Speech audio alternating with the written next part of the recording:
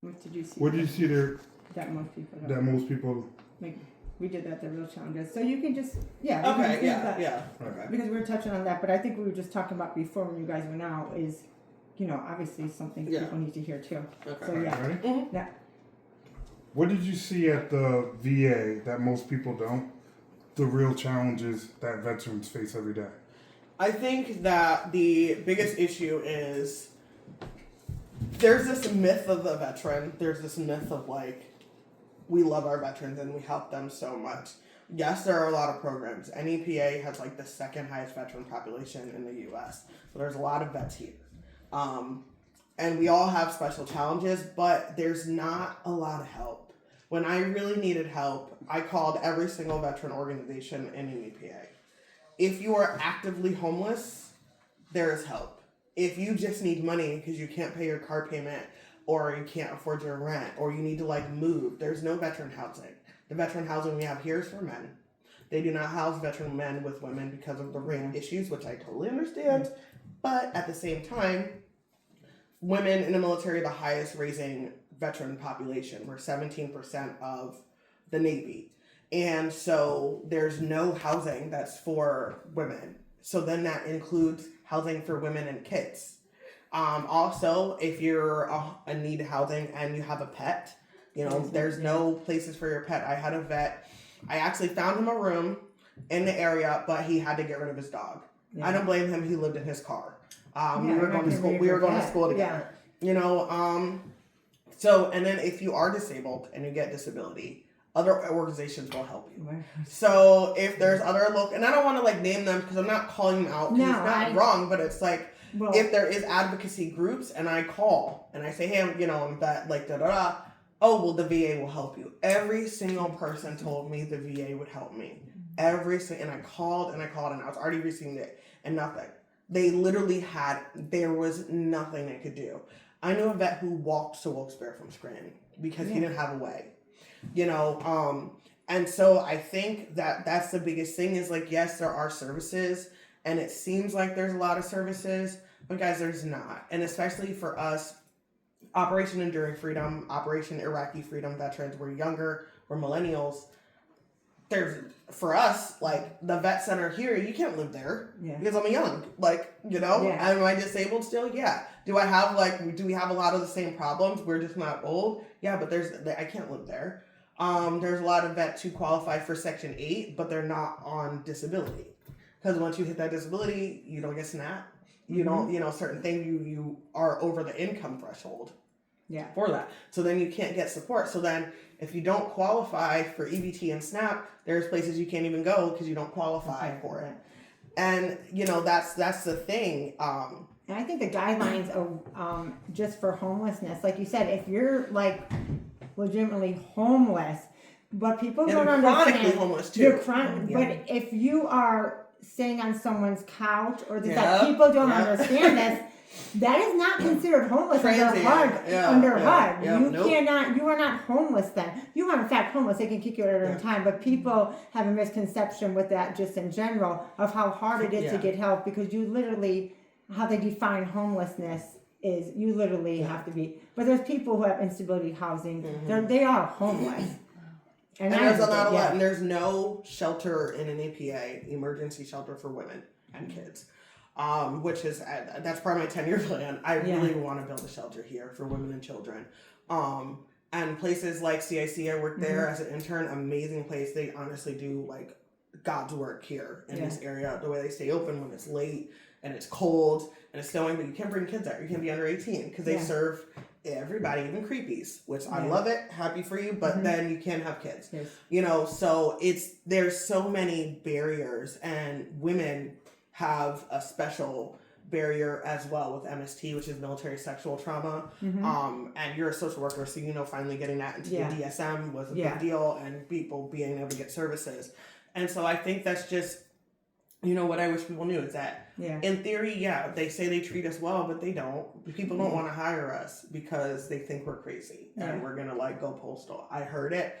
People don't want to rent to us because we're disabled. There's no protections for us here. How many times I was trying to find a place to live and I couldn't. You know, we all follow Facebook and I see, and I just tell him Swerve, like I'm stuck here on the show because I see your struggles. I see your struggles as a single mother. I see your struggles as even someone with disability, and really just the prejudice and the challenges and the things you go through. You know, trying to even get housing is. And I'm surprised I'm still here half the time, you know, and I'm gonna cry because it's like there's so many of us that aren't here. Yeah, dude, I've lost so many people, like 8 people from who killed themselves. Yeah, you know, I had an ex-boyfriend who got out and killed themselves, and it's like we need help and nobody cares. And then everybody says like, oh my God, we love our veterans, and you don't, because you don't want to help us. Like you're taking away benefits. And when you take away SNAP and WIC, those don't just affect veterans, they affect active duty. Active duty qualifies for all of those services. I don't think people realize you don't make that much money, you are under the poverty level. How many active duty military families actually rely on SNAP? And I didn't learn that until I was in service and I made second class and I had to start being an adult and helping. And I had one of my service members, their kid got taken by CPS, and I went through the whole process with them of getting their, you know, training it worked out that, you know, hey, why don't you sign them up for a WIC? We qualify for a WIC. Yeah.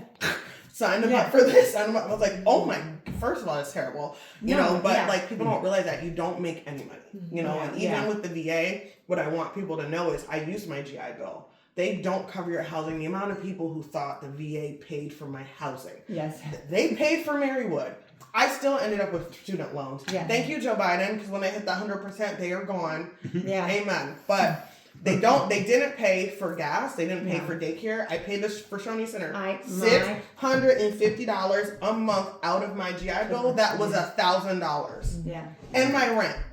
Yeah. Marywood was paid for. That didn't kill the food. I couldn't eat on campus. Mm-hmm. You know, so like those are the things that I want people to know. Like we are struggling. We're trying to make it out here. And it sucks. Yeah. And if I'm here and I'm struggling, and I can only use myself as an example, and I have a support system, you know, I have my mom who's also a vet and everything, like other people just, they don't always have that. Yeah. My dad's a Navy vet, by the way, too. Yes. So hey, Dad. But I agree with you too. And I just feel like, you know, like I was divorced, and I hate to say that, like, you know, I wasn't like single in a way. Like my ex-husband did help, you know, he did, but there was still a lot of challenges there. Yeah. My children went to the Shoshone Center, you know, my twins had a lot of special needs, so trying to struggle work, you know, they're sick all the time, you're running here, going back to Jack school. Jack was sick when she was a preemie. A lot of people don't know, a lot of our kids are fucked up, so many, and it changes when you work underneath the radars. And stuff like that changes you genetically. A lot of us have girls. Yeah.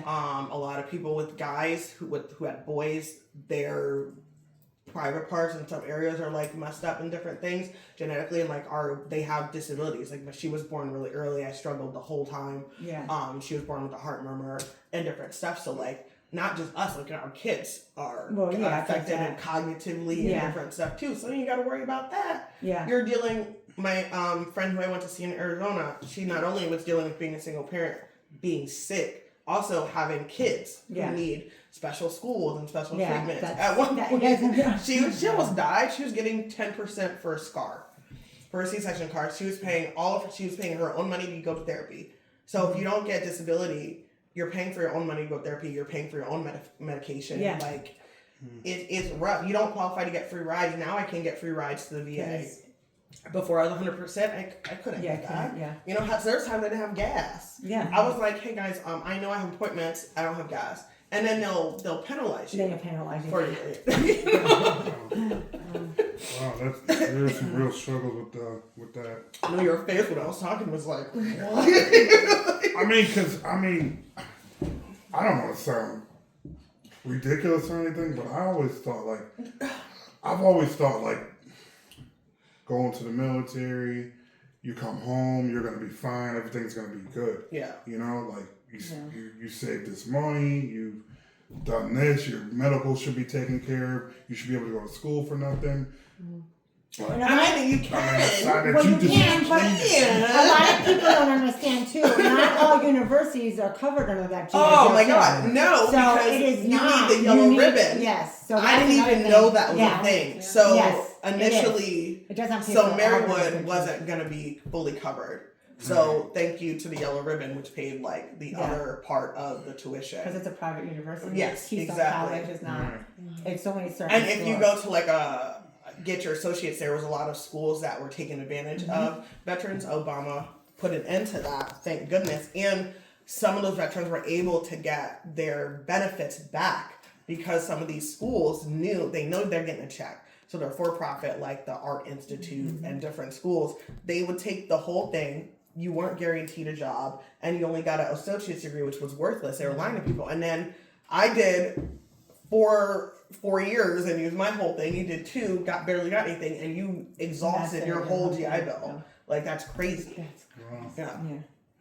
Yeah, that's I like I said, I always thought things were supposed to be good. I mean, like, there are, but I'm sitting there promoting it like, yo, if you're like to my cousins and stuff like that, you know, even when I was growing up, it was always promoted to me like, yo, you're getting so much trouble. Why don't you go to the military? Everything will be good. You'll come out. You'll be able to retire. It's like that's a hard one for me because you do have a lot of opportunities. You have to be really assertive and self-aware to be able to really fight for them, but also like you're a little crazy, and then you could be sick, which also then makes it hard. And there's a lot of us who look fine, but who are really really ill, and so then it's like, do I have a master's degree that I did not pay for? Yes. Like, would I have been where I am without the Navy? Absolutely not.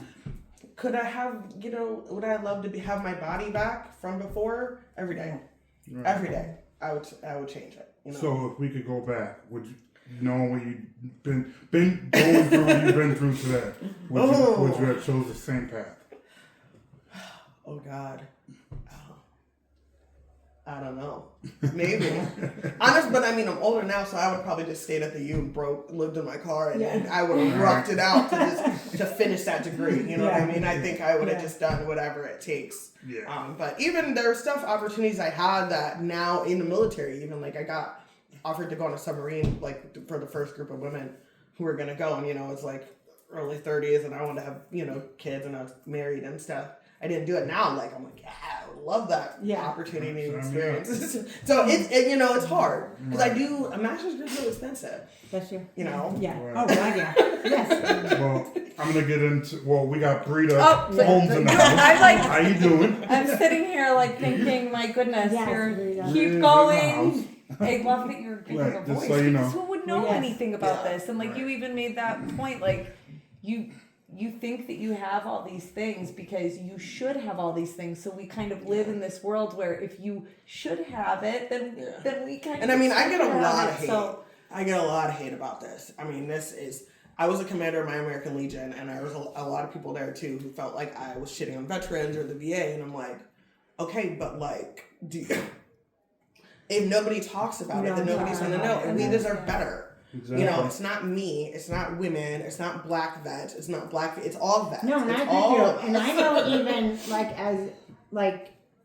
as you get older and you still get health problems, or like I know people are like, I can go through the VA, even my dad's my uncle, and my aunt and I talked about this. My uncle was in the Coast Guard for 20 years. He was very high ranking. Sorry, Uncle Tim.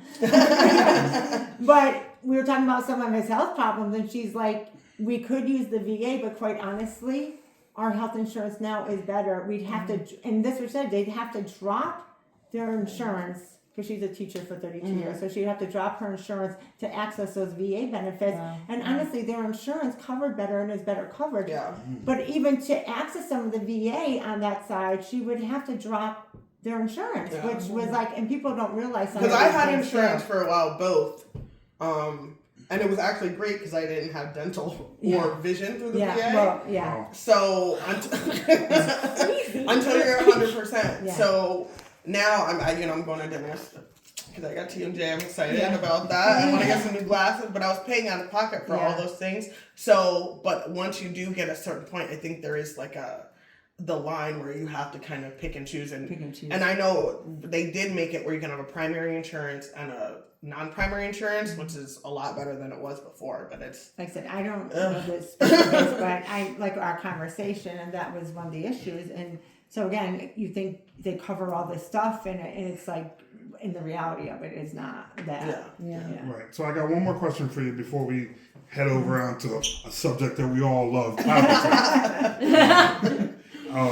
I got one more question for you. How do you think the government can help veterans? Especially with this administration.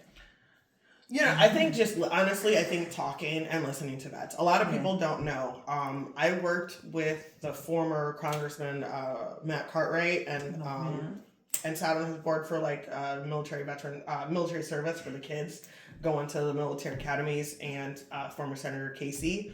And we worked on a PAC Act. And so I was able to sit and talk about that, and veterans were sharing their experience. There are so many times I pulled both of them to the side, uncle, whatever. Hey, I'm a veteran, and you love vets and help us. This is what's going on. This is what I'm struggling with. And I realized they did not know. Nobody knew. So many issues nobody knew. And I remember speaking to Matt Cartwright about just my stomach issues and just the different things, and them realizing nothing was really there, and they were helping and stuff. So I think just speaking about it and being honest and open and not feeling as a veteran ashamed, everybody deserves their disability. And when you first come in, initially they set aside 100% for each active duty service member. So, you earned it. You put those boots on, whether you were a cook, whether you were a Marine, whether you, SEAL Team 6, wherever you did, you put on those boots every day. You deserve to get whatever services and help that you do. It's not that I feel like I earned it. I feel like we all earned and we all deserve it, and to be treated well. And I think that speaking about it, really, and listening to veterans, they sat and listened to us. And I remember one of the generals, I was the lowest ranking person in this room. So first look, it was crazy. And the only black person in the room, and the only girl, right. But there was a general who was talking about when I forgot his name, but I love him.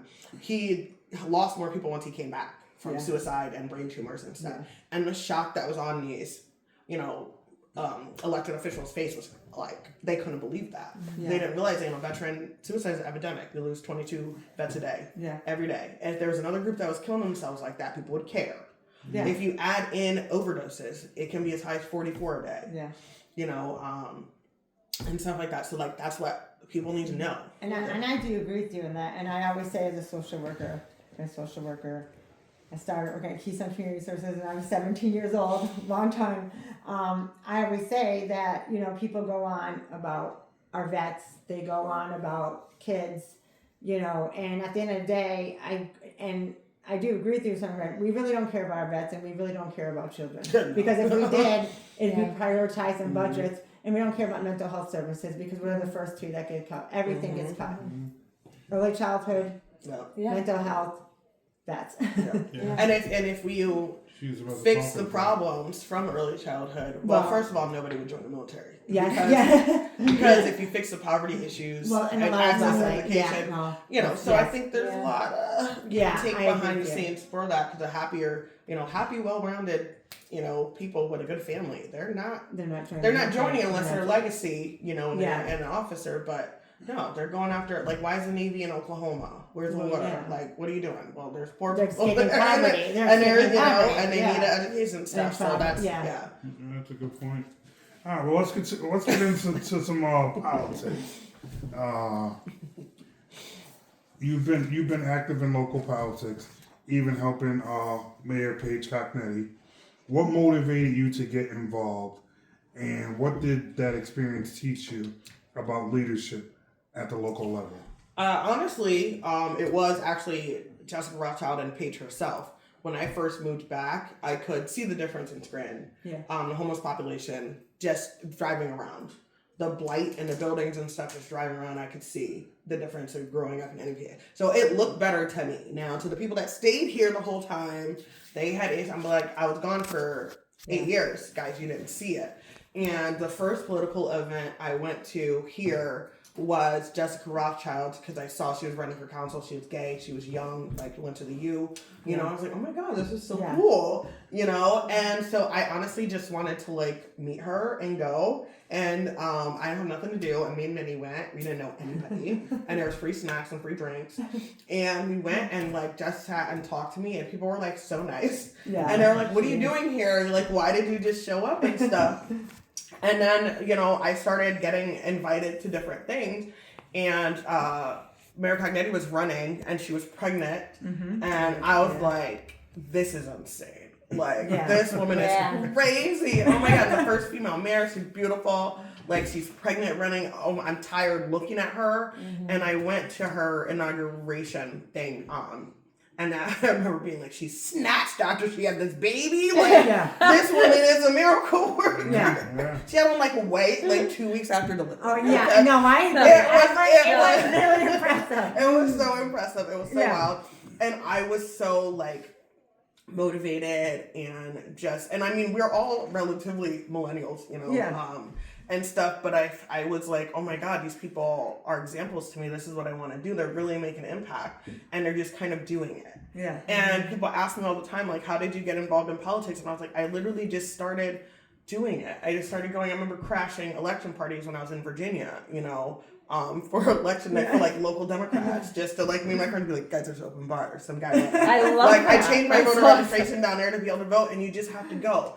And, you know, I wasn't invited. I didn't know anybody. Like, we went in there, and honestly, guys, I was awkward. I was nervous. Like, Jacqueline was like 3, you know, and I just went in there, and everybody was nice. And, you know, just like I said, she talked to me, and people just started inviting me to stuff. Yeah. And that's just how I got involved. Yeah. And she is one of, like, the greatest humans to ever live. I love her so much.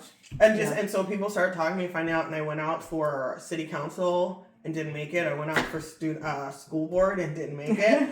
But, you know, like, I remember one of my interviews, I was so proud of myself. I was like, damn, that was like the best interview I ever had. But that got me my job at City Hall, you know, and through that and stuff. So that's kind of how I got involved. And I tell everybody, you just got to go. Like, you just got to do it. Nobody's going to ask you. You know, and if you want to see change, you just talk to people about, you know, the issues. And sometimes you feel a little goofy, but I mean, you see a politician somewhere, hey, how are you? Oh, so you work with veterans. So and then you get to hear, absolutely. You know, speaking of Jess, I just want, first off, I worked with her at Stephen Barry. She is an awesome. Stephen Barry! I forgot, was it 7 hours? Such a distinct smell, right? Like they had a smell, you know? Their stuff fell so fast, but it was cute, but... Right, so I worked with... Sarah Jessica Parker had like a line at Stephen Barry's. So I worked with Jess at Stephen Barry. She was an awesome person, you know. I mean, I thought maybe we were going to date. To be honest with you, but I thought she was pretty awesome. Not your table. I didn't know that. But, I can change where I got this. Right, so, you know, a lot of times you see people bashing Jess because of what she is. Yeah. How does that make you feel?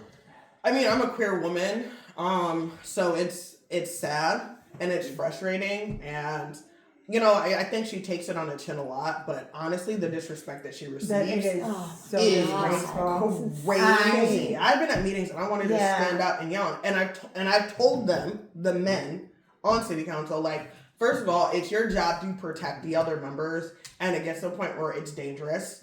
And also, you can't let hate spread around. You get people up there like Bob Bolas who just want to be homophobic. Oh my God. And none of you are saying anything. Like, you can cut them off. It's fine. You can say, no, I'm sorry, you don't have your 3 minutes or whatever. Like, you're done. It is. And it, as a queer woman, you're kind of just like, this is how everybody feels about me. And I'm not going to take away from that, because I think you have your own areas. Not to cut you off, but not everybody. But Swerve and I were just talking about this, and you know, like, we have our page on Facebook now, and I told him, whenever people come at me about the show or stuff, they never go on the page. They never go on the page. You're right. They go after you. They go after me because these MAGA men. It is absolutely They always what they come do. on my personal page, never on our page together because They won't go after because they won't go after him. Mm-hmm. Isn't it?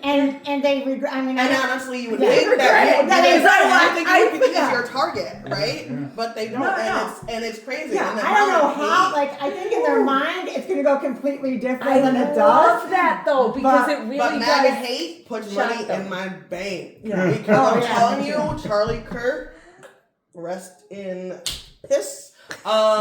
Literally, my page got so much. I made so much money that month Really? from my Yeah. interaction that went viral. I mean, Somebody used to tell me about that Oh yeah, interaction. It was- Well, here's the thing. I I'm not never making a wanted side to talk quit about social this. media. I've been on AIM Yeah. since I was 11. I was on MySpace. I was on Facebook since 2003. Yeah. When I first took a college class in high school. Yeah. I had never wanted to quit social media until after that. The amount, it was like Juneteenth hate, it was Martin Luther King hate, and Black History Month all rolled into one. Like the visceral, I had never gotten that. I mean, I was called stuff. I was like, I don't even know what is that, and can you say that on here? I have But it just kept so rolling. much. I have a list of things that I'm called. I do. Because you're like, what my is husband this? and I die laughing. Like that's what makes it Oh my so god, my funny. daughters and I sit there and we read Oh, them yeah. on the couch. Of the And things. some of them, you know, they can't read, so they Oh, can't yeah, write, yeah. so it's just I've reading. had a man make 10 songs about me as an album. And he's, Oh my and God. And they Oh my were God. all about my rape and tying me up and the Oh things my he didn't do God. to me. I mean, the things Yeah, they the say to me, rape- oh, there's The rape so- messages the are rape a messages lot.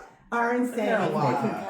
Yeah. Death threats. Oh, the death I've threats. even, I hope you die. I had to Yes. contact I the remember it. police before and different stuff because I was getting death threats and hate messages. But And that's the thing. They want to scare you into silence. You Yeah. know, that's the thing. Like that. And Well, of course, as women, because they Yeah. said well, they and the do thing is, that. when I worked for the city, they print your address, and I had a huge problem with that. But you know, the general consensus. Well, we've always done it like this. Have you ever had a black woman in this position before? No. We had a black director. No.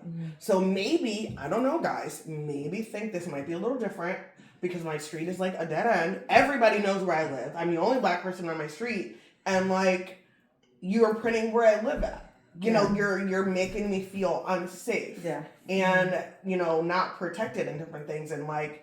It was just so crazy, and there was moments that were really scary, but also, you know, hey, make that algorithm go. Yeah. I agree. I always say I'm like Trump because I need his base just as much as he does.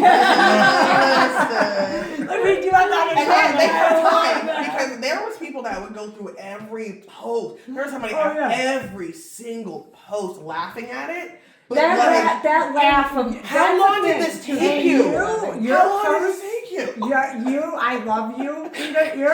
You just kill it. I love it. I love it. I love it. I'm cyclical, right? So it's Yeah. like really depending on like what's going on. And I was just laughing because I looked back at a year ago, right? Because a year ago today was and it was like a picture of Xena Warrior Princess going like and I said, go to bed now. I will watch your Facebook feeds because like, all I did was like fight with people. Oh, like, yeah. God, all the time. But it happens like, you know, that happened then, and then it's been happening recently, and then it happened recently, you know, in Dunmore with the ICE kidnapping. Yeah. So like, you know, you end up.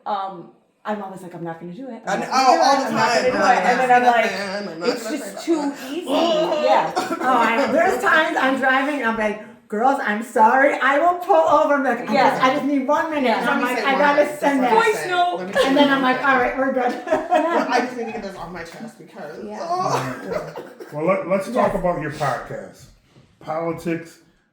Well, first off, Make it fashion. let's talk about your podcast. Politics, but make it fashion. First off, tell the people how they could get in contact. So, you can find us wherever you find podcasts. I have two. I have my Culty College, which is, I've been doing a lot of work on my Culty College recently. That one is on Spotify and Apple, and Politics Make It Fashion is everywhere. You can find it. We're also on YouTube as Politics But Make It Fashion. And then my personal social media is Amber Viola. Don't forget that TikTok. That thing is very too. My TikTok is Politics But Make It Fashion on TikTok too. So and then Amber Viola, I think 679 is mine So yeah, I think I've seen every single TikTok. I ain't gonna lie. I think I've seen every single TikTok. But how did you come up with the idea, and what message do you hope it sends to people who feel disconnected with politics? I mean, that was kind of the idea, to connect to things that I love. Actually, like I loved the Kardashians. I loved pop culture. Entertainment. I love fashion. I love clothes. And I'm like, but I can also like pay attention to what's going on. Yeah. I can like these frivolous things, but also pay attention. Mm-hmm. They're connected to each other. And they're, when during the elections and stuff cycles, you see how much women are criticized about what they wear and just different things. And being in the military, having to wear a uniform, I hated it.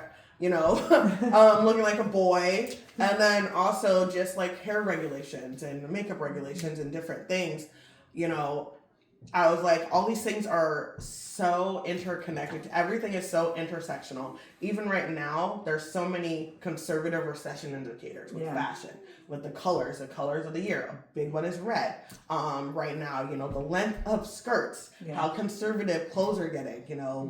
Nobody's being a hoe anymore. We're trying to, everybody's being celibate. Those are all things that are connected together with politics, and that for me was one of them. And also the struggle I personally had of entering the job force and wanting to be myself, but also wanting to be professional. Yeah. And not knowing how to do that at all. Yeah. And not knowing, how do I dress in my 30s? What am I supposed to look like a 30-year-old? But I'm also not like their 30-year-old either, and I work in politics around a lot of white women, and I'm not going to dress like that. I'm gonna dress different. Also, I like to dress up. I live in NEPA. People love sweatpants. I know you. I have probably about over 300 dresses in my closet. I wear them all the time. And people are like, you dress up all the time. I'm like, no, this is literally just I have so many dresses because they're easy. I always say that. I always do. People are like, why are you all dressed up? It's one piece. I ran upstairs before. Before came, and I did change, and I put on this, and I was like, done. I needed to put on something tonight, and I was like, I used to always wear them, but now I'm wearing leggings. I work from home now. I used to be a teacher, so I was always wearing dresses. Because people think, and then, it's a weird part of, you're conceited, because, you put a lot of time and effort, or, it's really not, because it's just one piece. If I have to wear pants, and who wants to wear hard pants? No, I hate jeans. Pants, hard leathers, the shoes. Men will wake up in the morning and put jeans on and be in the house. What are you doing? Lounging around. Lounging around, just hanging out. What are you? Well, I am I will say, I never owned a pair of sweatpants. No, I didn't. I wear jeans. I could sleep in jeans. Even in high school, we'd have dress down day. My friends would just. And I don't own a pair of sweatpants. I never have, because I love jeans. Yeah, I can sleep in. They are like my sweatpants. And for me, it's a texture. I don't like it on my skin. Yeah, I can sleep in them. I can wear them. They're like my sweatpants. My mom growing up, we didn't wear sweatpants. It's hard to keep these girls on top. We're talking about jeans. Did you see the Sweeney interview with GQ? By the way, okay, first of all, after her jeans ad, and then she did a GQ interview. I just was saying it today. I know. She was like, I like jeans. Okay. Yeah, okay. Your Ariane jean commercial, but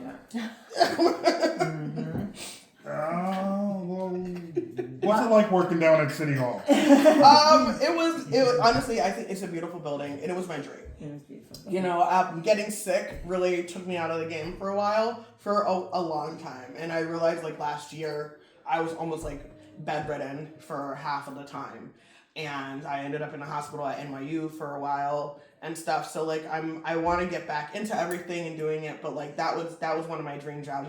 I grew up watching Parks and Rec, and stuff, and I want to be Leslie Knope and change the world, and stuff, and really and just help people. Yeah. I wanted to help people who needed help, and I wanted to be what I needed. Yeah. Right. Oh, I love that. Yeah. Who are some local politicians that you admire? I think I've already named most of them, but I mean, obviously, honestly, I think a lot. If you run I admire you. Yeah, you know, I said that too. And yes, and we had 3 women who were running for mayor, which was crazy, and I loved that. And I did feel, even though 2 of them were Republican, I did feel very like empowered by that. So I think just that in general, and you know, Bill Gone, who's one of our commissioners and stuff. You know, he's younger too. He has kids and stuff, and I admire him for just trying to be the break, you know, the dam and stuff. And hold it back. Obviously, the mayor and stuff, and she's brilliant.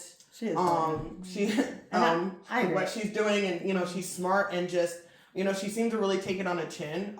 What's going on, and still love the city, and especially coming in and not really being from here, which is a big deal to everybody. Yeah.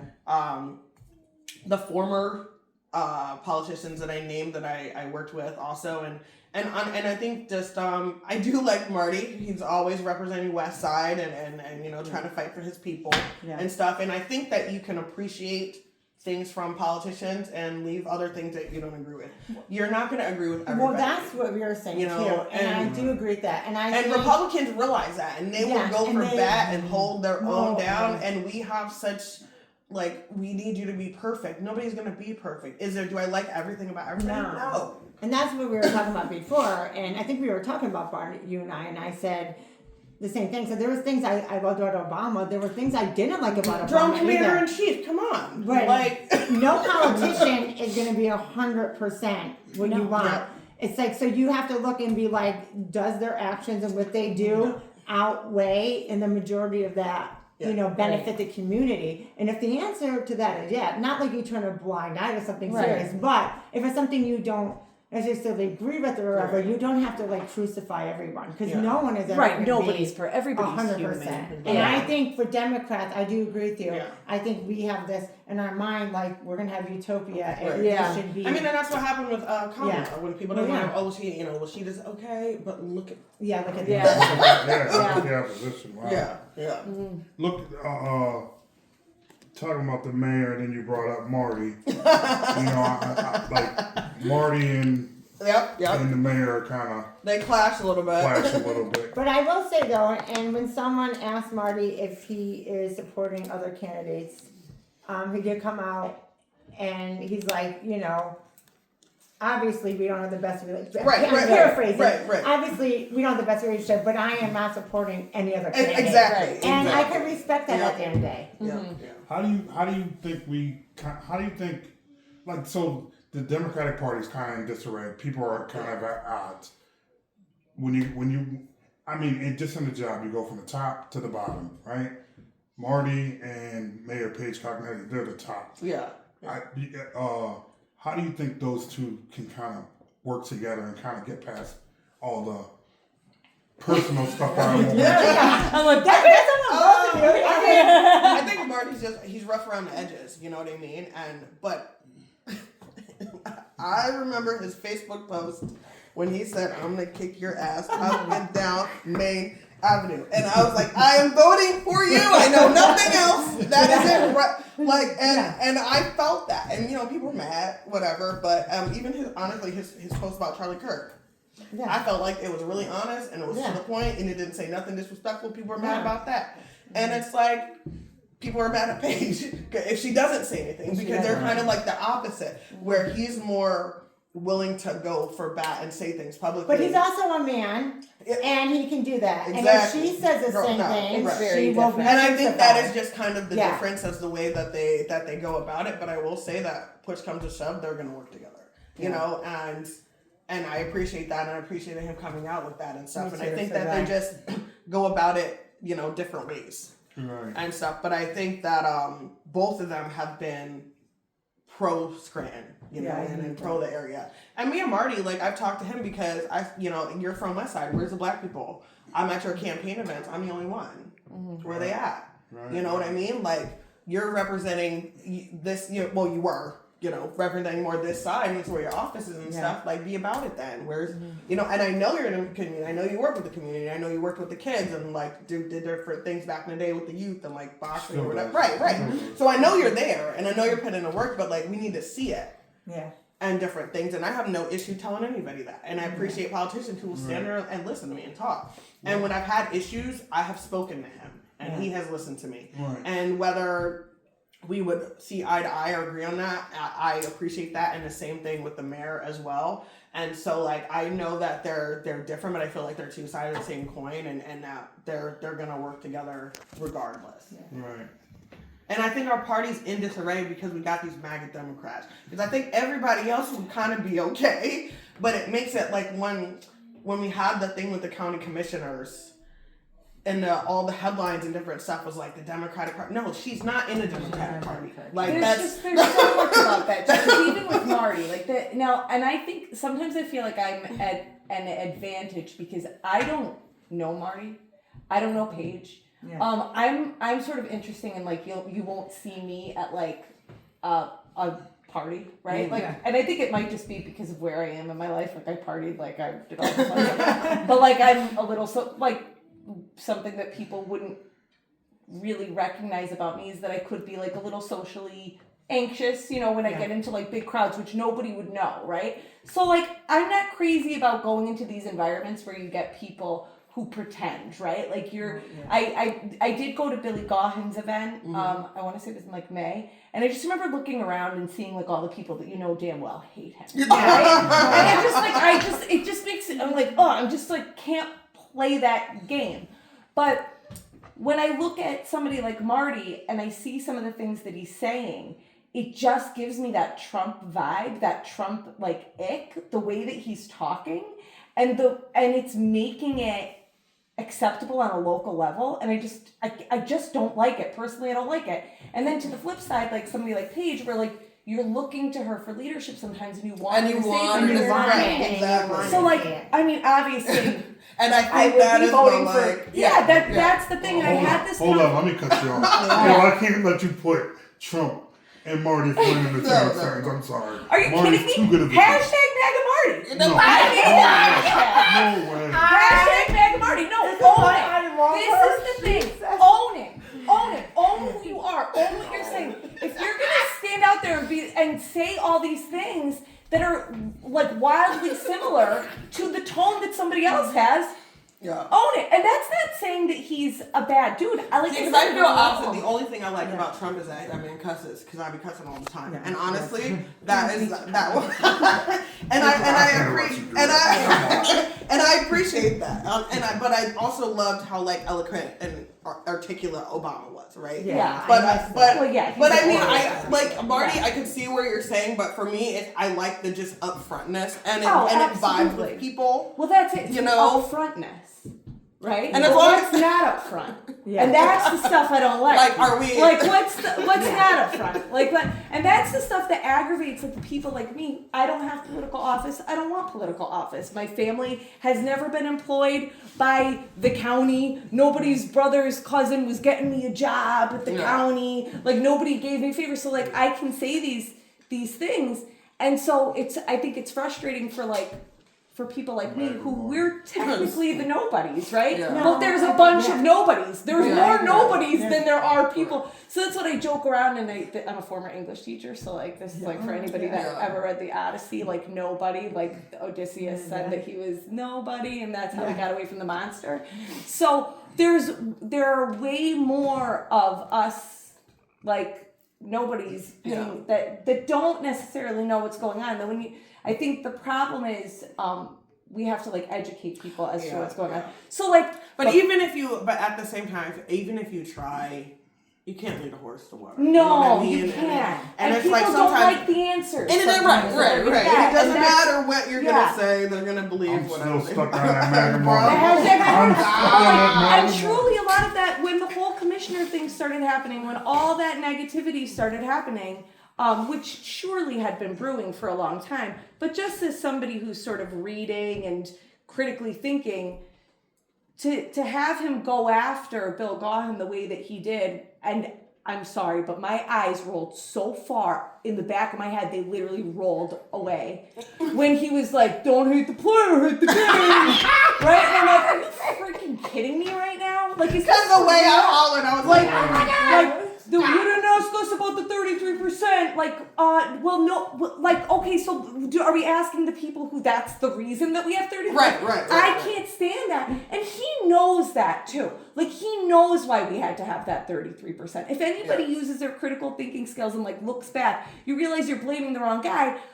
He knows that. So and why sometimes is he doing doesn't that? explain. So when we were voting on the trans athletes in sports, That's a weird I hit him up. Yeah. And I talked to him on the phone, and we had a great conversation. And the way he explained it to me, it made sense. And I got it. But I remember telling him, you have to explain this because people aren't going to understand. Right. And I never forget, he said, he was like, the idea that even people would be what are they going to check? People's private parts. Right? Yes, and I said, Marty, people think that you hate them. Yeah. They don't. And I said, but you're literally sitting here and I can tell in your voice and I can tell that you literally are first of all, this is, and I'm not diminishing this, 6 people in the state of Pennsylvania that we're even talking about. Yeah, here. 1% of the population. It's amazing. Yeah. But he took a lot of heat for Well, that. And some of the stuff he said, I said, you're not explaining it well. You're not letting people know, and you might have to educate. The one person who's making a comment at him, and he's going at that one person, but he's not realizing that there are parents of trans children who are and I seeing said, that and are taking it the right. I said, because I know you, and I was like, I know he doesn't feel this. Y'all are saying he hates trans people. I'm like, he does not. And I said, he doesn't. Most people, honestly, and take it how you want, generally just don't care how you live your life, right? But that's why I reached out. Because I'm writing everybody. Me and Fetterman, I write that man constantly. Yeah. I hate him. Yeah. And so, I have no qualms about reaching out and talking to people. And the conversation I had, and I was like, okay, thank you for explaining that. And I did explain to people. But I remember he even posted, his office. He said, hey, call me. I do not hate, and I appreciated that. Yeah. And so, it's this hard thing with the 33% too. I know why we have 33%. Yeah, it's and I don't have extra money to be doing that. But they're hey, let's do it for the people. 33% is just not a county. No, right. Everyone's Yeah. And I thought Bill explained that really well at the meeting as well. To that point, though, that's if people don't want the answer, they're not going to like the answer. The answer is that this is the way that it had to be, and it sucks. So some people just don't want that answer, so they're gonna. They're just gonna keep. And they just need somebody to blame. They're never gonna want the answer. They're never gonna take the answer and accept it. So it's move on. I don't think the 33% has anything to do with why Marty wanted Bill Gahan out of there. I don't think so either. Absolutely not. But it was that's he's trying to. The man made an insurance plan with Sacco, it's Sacco. And I also wondered what if he knew the vibe. You know what I mean? How honest were they? Because there's people that were hitting me up I know her, she's a Democrat, and I'm like, y'all, everybody was saying this, but something happened. I think people are getting confused between Sacco and Lauren. I don't know because Sacco is a Democrat and Lauren it says she's a Democrat. I'm not saying that, but I have heard that too, where people might have been getting confused. So then I wonder what happened behind the scenes because I don't think people are above lying and saying. I think the problem is right now you have. Follow the money. You have Democrats who may follow the old rich white man, but as they say in exactly, but they are mixing alliances sometimes. I mean, the data center is huge. Huge. Yeah. Millions for the area and allegedly. And not not for the residents. Clearly, yes. And they're not hiring. They're not hiring nobody from any. Oh my God, they're not hiring. Please know that. I'm trying to put this message out there. The only jobs are going to come from if they do this, they build, and those people are going to have their construction people anyway. You're not going to jobs. And I know people who are out here right now running wire and running lines for different centers and stuff. They're not from here. And here's the thing: they're not hiring the only people that are going to make money off of that are the people who are involved. People are involved. Period. There's no advantage to that for anybody except for the people who are hiring. We have one advantage.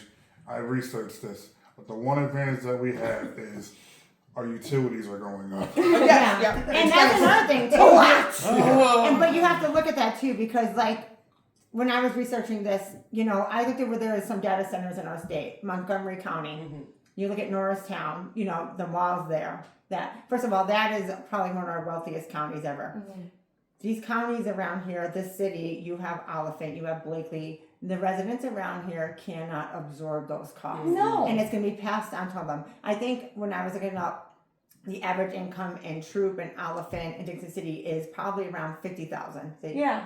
I think Archibald Valley View is maybe lower. 73. Yeah. It's lower. Right. So this is not Montgomery County when that infrastructure is already set up for that, and it's a rich county. They also, I don't think Norristown has a water table. Yeah. Aren't they Levittown originally? Levittown? Levitt. Oh, no, yeah. Okay. So they don't have basements. I don't think. Yeah. So there's no water table, but which is going to nerd in it. But that's one of the big issues here is the groundwater for us and the swamplands, the beautiful swamplands we have in NEPA, especially up the mountain where I'm from, Goldsboro and stuff.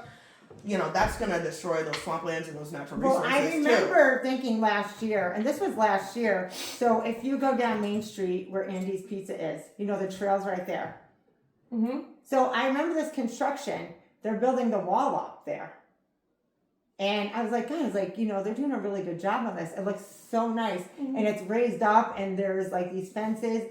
And now I'm like, were they just doing this anticipation of the data centers because the water's going to flood? Oh my God. You know, that's the thing. Like, what is it like? And they need to be worried about all the other flood stuff that we hear because it floods every single time. We're always the last ones to really know. But now I'm going back thinking I mean, in Oliphant, we don't have PP now, right? They own their own company here. PP Well, we pay, you guys pay 12.75 with us.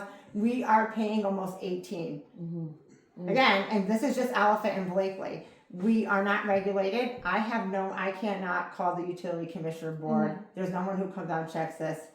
You know, again, it's by 7 people on the Oliphant Borough who determine our bills. We have monopolies here with our utilities, which is actually disgusting. And we need somebody to do something about that. And I get that, but at least in PP&L, you at least have some kind of safeguards with the budgets. Right. You know, safeguards you can, if you're on PFA, if someone has a PFA or domestic violence, there are things. Here we have nothing. So if these data centers come in, and our electricity already went up here in Oliphant 2024.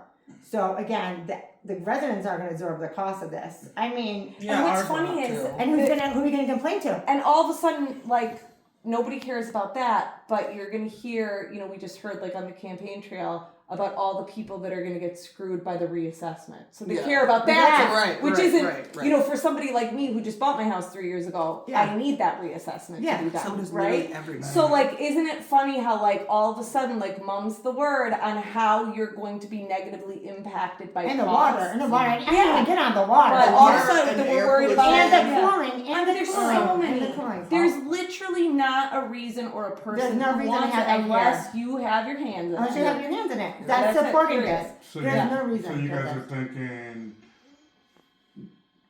are thinking are like Marty and Sacco vote for Sacco and all those guys. You think they have hands in the data center? Well, I don't know. I definitely went to that commissioners meeting on last Monday and was at the microphone and like let it all out, and people were like, "Can't believe you said that." I'm like, "But this is it. Like, this is the thing. Like, I don't know if they're being lied to either." Well, I mean, it's all documented. So like, what I put out there, I can pull out every newspaper article because I'm obsessed with newspapers.com. Because the comment that Marty had made about the data center was talking about the jobs, and I remember saying, okay, so if they're saying they're going to give us 500 jobs or whatever, I don't know if that's the right number.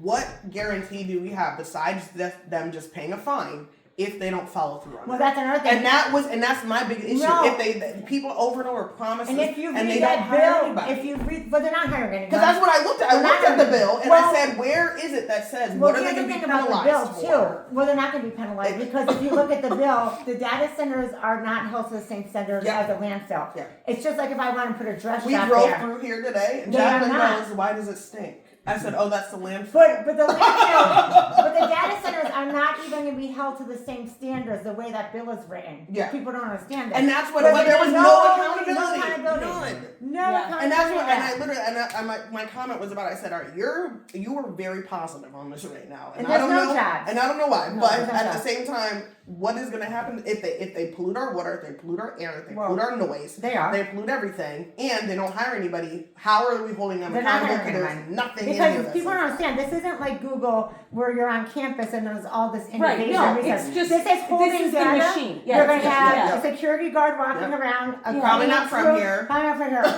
A cleaning crew once a week coming in. That's going to be hired. A ghost town. And everything is monitored from a different state by. And people think, oh, we're gonna be no. This isn't an innovation center. No, it's not. What I love is that people, right out of the gate, started saying no.